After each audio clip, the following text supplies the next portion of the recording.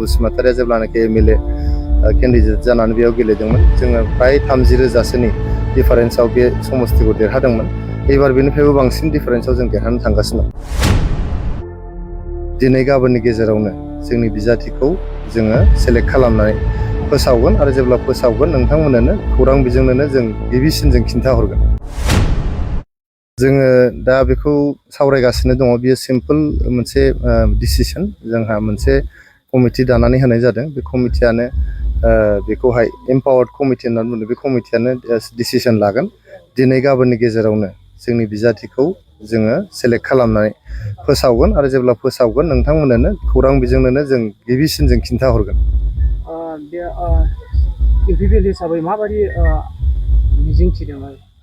थांनाय एमएलए इलेक्शनाव जोङो गोबां बिबां लानानै बेयाव देरहासारनो हादोंमोन। जयन्त बसुमतारिया जेब्लानाखि एमएलए केन्डिडेट जानानै बेयाव गेलेदोंमोन जोङो प्राय 30,000सोनि डिफारेन्सआव बे समस्तिखौ देरहादोंमोन। एबार बेनिफ्रायबो बांसिन डिफारेन्सआव जों देरहानो थांगासिनो दं।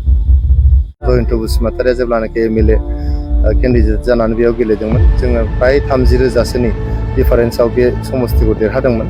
एबार बेनिफ्रायबो बांसिन डिफारेन्सआव जों देरहानो थांगासिनो दं। दिनै गाबोननि गेजेरावनो जोंनि बिजाथिखौ जोङो सेलेक्ट खालामनानै फोसावगोन आरो जेब्ला फोसावगोन नोंथांमोननो खौरां बिजोंनो जों गिबिसिन जों खिन्थाहरगोन।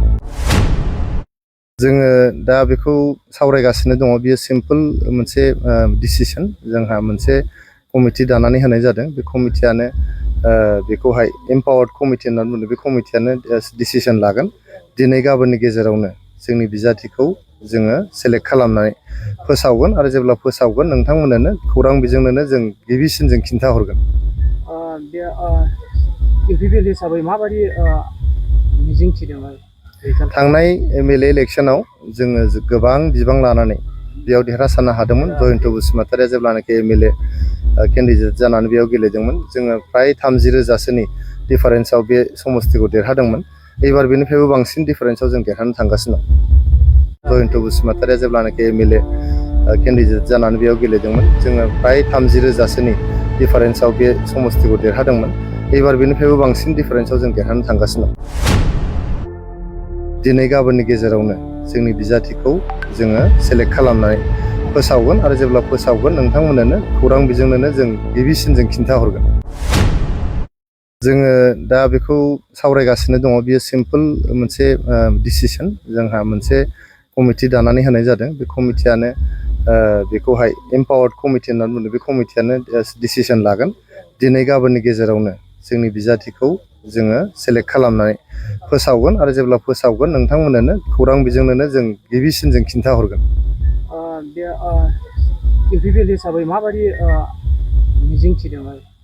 थांनाय एमएलए इलेक्शनाव जोङो गोबां बिबां लानानै बेयाव देरहासारनो हादोंमोन। जयन्त बसुमतारिया जेब्लानाखि एमएलए केन्डिडेट जानानै बेयाव गेलेदोंमोन जोङो प्राय 30,000सोनि डिफारेन्सआव बे समस्तिखौ देरहादोंमोन।